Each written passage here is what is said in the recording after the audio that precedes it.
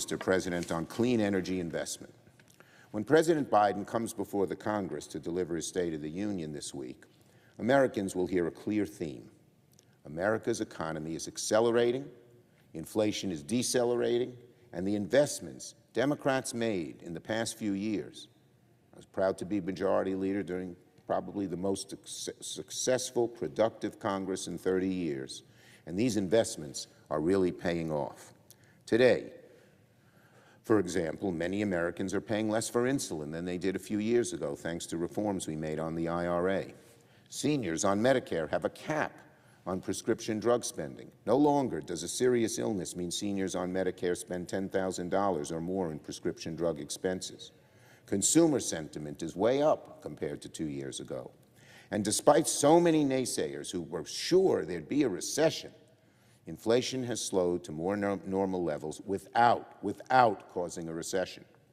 In fact, manufacturing construction is at an all-time high, triple its highest point during the last administration, Trump administration. And these are just the accomplishments of the past year. The IRA, the Inflation Reduction Act, is projected to create another 1.5 million jobs over the next decade. But today, I want to point out another part of our agenda, delivering beyond anyone's wildest expectations: the surge in America's clean energy and the jobs it creates. The New York Times put it best in a recent article when they noted that, quote, "clean energy manufacturing is booming." Thanks to investments Democrats made in the Inflation Reduction Act and the CHIPS and Science Act and other bills, clean investments just last year reached over $230 billion.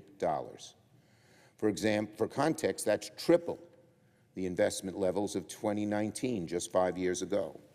Many companies who invested towards clean energy have said legislation like IRA and CHIPS and Science made their decisions easier. And while $230 billion can seem hard to visualize, the practical impacts of these investments are plain as day.